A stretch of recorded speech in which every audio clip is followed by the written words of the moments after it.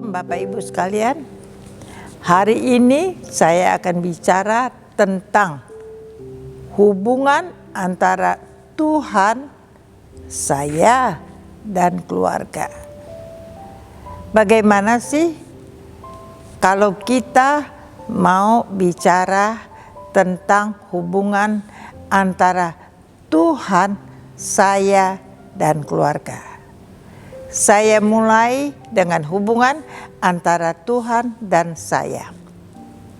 Bapak, Ibu, saudara-saudara sekalian, sebab hubungan antara Tuhan dan saya itu memegang peranan yang penting di dalam hidup kita. Pertanyaannya, apakah saudara dan saya mengasihi Tuhan? Kalau Bapak dan saya mengasihi Tuhan, maka kita akan hidup seperti yang Tuhan mau. Orang yang mengasihi Tuhan, dia akan taat kepada setiap perintah Tuhan. Dari mana kita tahu apa yang Tuhan mau kita lakukan, apa saja perintah Tuhan atas hidup kita, yaitu melalui kebenaran firman Tuhan. Maka dari itu, kita harus punya hubungan dengan Tuhan. Kita harus mau mendengarkan Tuhan dan melakukan apa yang Dia mau. Kalau kita punya hubungan dengan Tuhan, itu adalah hubungan yang baik. Bukan hanya sekedar hubungan kita cuma meminta dengan Tuhan, mendikte Tuhan, mau Tuhan melakukan apa yang kita mau tanpa kita lakukan bagian kita. Maka besar kemungkinan kita akan kecewa.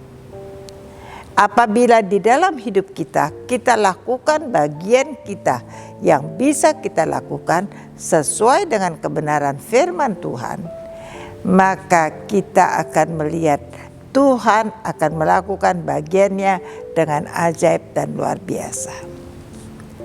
Apabila hubungan kita dengan Tuhan berjalan dengan baik, ada komunikasi yang baik, kita mendengarkan setiap apa yang Tuhan mau, pengajarannya lewat kebenaran firman Tuhan, dan kita melakukannya, respon yang baik, maka kita akan melihat di dalam setiap pekerjaan kita, kehidupan kita, Tuhan akan campur tangan dan turut bekerja, dan semuanya itu mendatangkan kebaikan. Demikian pula antara hubungan saya dan keluarga. Kalau hubungan saya dan Tuhan, yaitu hubungan saudara-saudara dan saya dengan Tuhan itu berjalan dengan baik, maka demikian pula hubungan saya dan keluarga. Di dalam keluarga, apakah kehidupan saya menjadi berkat di dalam keluarga? Atau keberadaan saya di dalam keluarga menjadi batu sandungan? Apakah keberadaan saya di dalam keluarga mendatangkan damai sejahtera, mendatangkan sukacita, mendatangkan kebahagiaan, bisa memberikan kekuatan kepada orang-orang yang ada di dalam keluarga. Orang-orang tersebut mungkin orang tua kita, mungkin saudara-saudara kita, mungkin pasangan hidup kita, mungkin anak cucu kita. Mereka ada di dalam sebuah keluarga kita. Apakah di dalam keluarga orang yang mengasihi Tuhan, maka di dalam keluarga dia akan bertindak sesuai dengan kebenaran firman Tuhan. Ada kasih, ada kepedulian, boleh sehati sepikir di dalam Tuhan. Maka dari itu di dalam keluarga boleh menjadi panutan, boleh menjadi teladan, boleh menjadi di mana keluarga-keluarga yang tadinya ada yang bersikap buruk, bersikap tidak baik, keluar dari kebenaran firman Tuhan, oleh keberadaan saya, oleh keberadaan kita semua, maka semuanya boleh hidup dengan benar. Sebab firman Tuhan berkata, satu orang bertobat, seisi rumah akan diselamatkan. Tetapi orang yang bertobat itu, pertobatannya benar-benar dia hidup di dalam kebenaran firman Tuhan, dia lakukan firman Tuhan, sehingga keberadaannya di dalam keluarga menjadi berkat, mendatangkan damai sejahtera, memberikan kekuatan, bisa memberikan solusi ketika ada bagian keluarga-keluarga yang lain yang bermasalah. Begitulah Bapak, Ibu, saudara-saudara sekalian. Hubungan kita dengan Tuhan itu beres, maka hubungan kita di dalam keluarga itu pun akan beres. Ketika keberadaan kita di dalam keluarga kecil kita boleh menjadi berkat, maka di dalam keluarga besar kita pun akan menjadi berkat. Kalau kita boleh menjadi berkat di dalam keluarga, di dalam hubungan yang lain, di dalam komunitas yang lain, kita pun boleh menjadi berkat. Dan satu kuncinya, hubungan kita dengan Tuhan itu harus beres, bukan satu arah, bukan semau-maunya kita, tetapi dua arah. Yaitu ada bagian yang kita lakukan firman Tuhan, maka Tuhan akan lakukan bagian yang kita tidak bisa lakukan. Tuhan akan lakukannya. Maka janji Tuhan melalui firman Tuhan itu akan digenapi. Saya mengalaminya. Dahulu keluarga saya hancur. Hubungan saya dengan Tuhan tidak baik.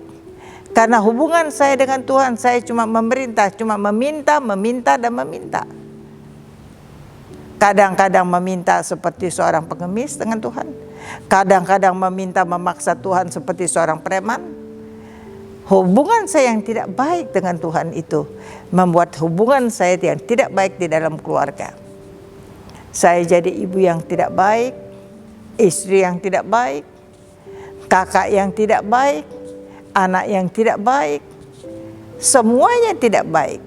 Maka terjadilah kekacauan di dalam rumah tangga, baik di dalam rumah tangga saya, membuahkan anak-anak pemberontak di dalam rumah tangga anak-anak saya.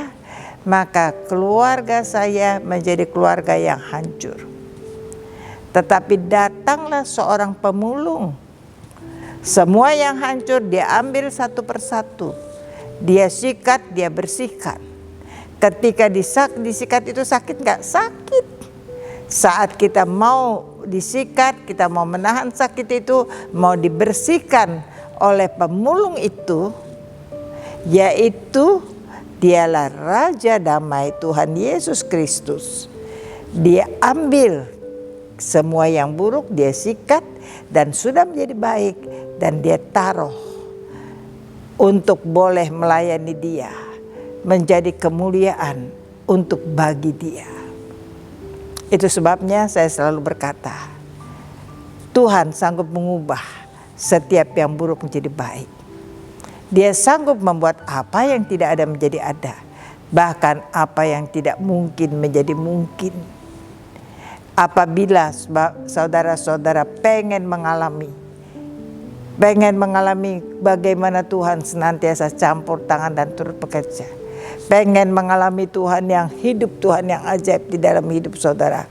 Maka binalah hubungan dengan Tuhan dengan baik. Lakukan firman Tuhan. Mendengarkan dengan baik. Dan ketika saudara buka hati dan mau melakukannya, saudara akan lihat keajaiban ada di dalam hidup saudara. Yang mau melakukannya bersama dengan saya katakan amin.